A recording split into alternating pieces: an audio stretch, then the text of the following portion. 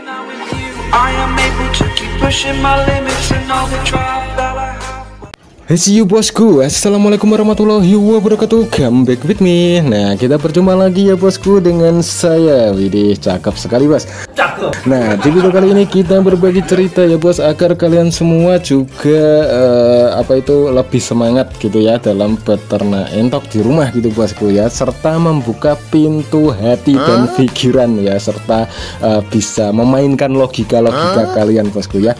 Oke bosku, cerita ini berawal dari salah satu teman saya yang ternyata beliau itu mantan TKI di Korea Selatan bosku ya, yang sekarang beliau fokus di rumah ya selama 2 tahun ini bos ya. Selama 2 tahun ini fokus di rumah, terus melakukan usaha sampingan bosku, yaitu usahanya adalah pembesaran anak entok bos ya, pembesaran anak entok lalu dijual lagi di usia 3 bulan gitu bos ya. Nah, sedangkan untuk jumlah pembesaran ya atau pembibitan yang selalu beliau beli itu sekitar 50 ekor anak entok bosku ya, tapi usianya sudah 1 bulan nih bos. Orangnya bos ya, nampak dari samping itu kayak orang Korea beneran bosku ya, karena putih mancung ya, kayak Lim Jinping atau Lim Min Ho bosku. Ini artis sopo ayo ramudeng gitu bosku ya.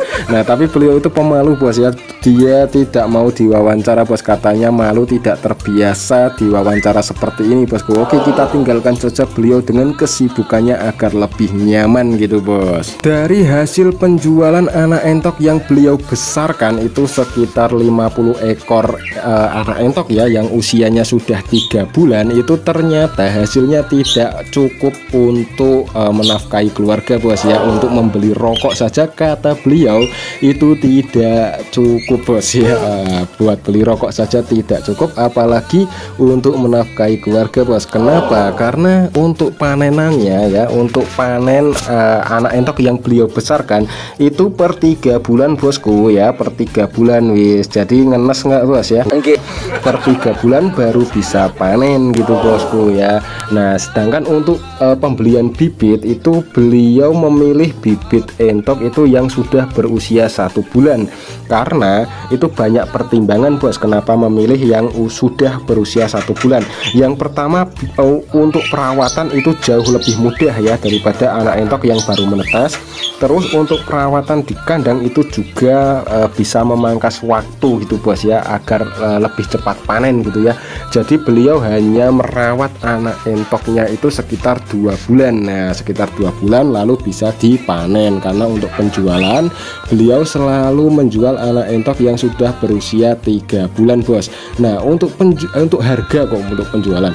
Nah, sedangkan untuk harga per ekornya ya di tempat kita untuk anak entok yang usia 3 bulan ya bos. Nah, untuk yang besar itu dihargai 40.000 bos per ekor, itu yang besar. Terus yang kecil itu 30 ribuan bosku ya.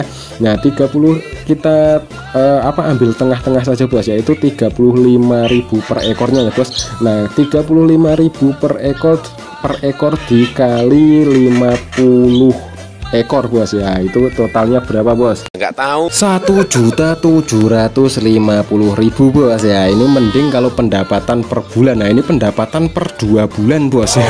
1.750.000 per 2 bulan. Nah, itu belum dibagi atau belum dikurangi biaya modal pembelian bibit, belum dikurangi biaya pembelian fur dan bekatul bos. Nah, itu jadi hasil bersihnya itu sedikit sekali bos ya, karena untuk pembesaran di angka 50 ekor anak entok itu masih tergolong kecil bos ya, kecil.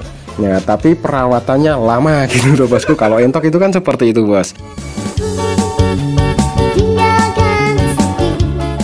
Loh, kok hasilnya sedikit sekali ya mas? Lo cari sopo banyak mas ya, kata siapa banyak ya.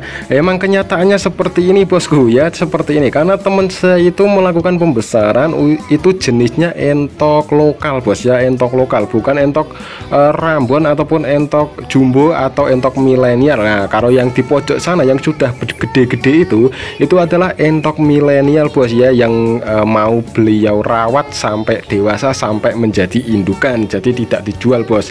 Nah ini adalah bibit-bibit barunya itu seperti ini bos, karena kemarin sudah dipanen oleh bakul kerombongan ya, kemarin sore bos ya.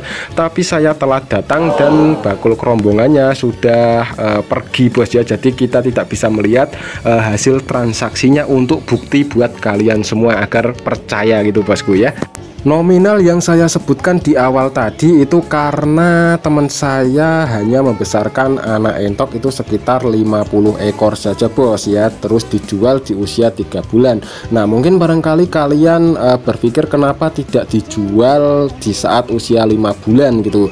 Nah yang pertama, jika kita rawat anak entok sampai usia 5 bulan itu biaya tambahan pakannya itu juga membengkak bos ya, karena entok semakin gede itu makannya semakin rakus bos ya, semakin rakus. Jadi percuma hasil penjualan besar tapi biaya pakannya itu meningkat, itu kan sama saja zong bos ya, sama saja kita menjual anak entok di usia muda ya, seperti 3 bulan 4 bulan dan lain sebagainya bos ya. Karena untuk biaya pakannya itu akan ikut membengkak bos, karena kalau kita menambah umur ya, menambah umur untuk dijual lagi. Karena setahu saya ya, entok itu untuk pembesaran sangat lama bos ya daripada bebek. Kalau bebek usia 1 bulan itu sudah terlihat ya, gedenya sudah terlihat, dagingnya sudah ada gitu kan.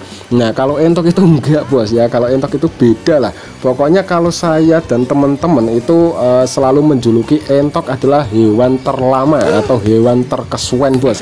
Entah itu dari pertumbuhan, dari produktivitas, dan dari yang lainnya bos ya. Yang paling cepat adalah kalau entok itu hanya makannya saja bos ya. Kalau makan itu entok cepet banget bos ya, serotap gitu bos.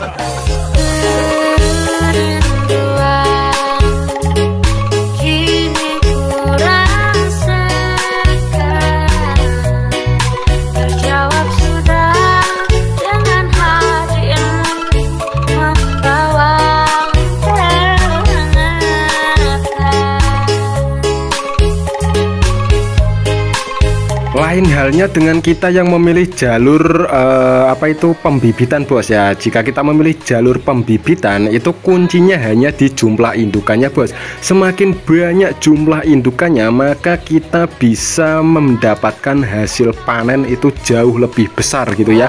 Nah kalau kita kalkulasi, jika kita memiliki indukan itu minimal 50 ekor saja itu setiap bulan, kalau 20 indukan yang bertelur itu pasti ada bos setiap bulannya gitu ya. Nah kalau kita memberikan pakan juga berkualitas ya, jika kita memberikan pakannya asal-asalan yo sama saja bos, tingkat produktivitas dari indukannya itu juga tidak maksimal. Nah jadi semuanya itu ada plus minusnya gitu ya bos, kalau kita memilih jalur ternak entok bos ya, ternak entok lokal loh ya. Nah berbeda dengan kita yang memilih jalur ternak entok jumbo atau ternak entok milenial bos ya, yang harganya untuk saat ini masih stabil bos ya, ya larang gitulah bosku ya, agak mahal gitu untuk per ekornya ya.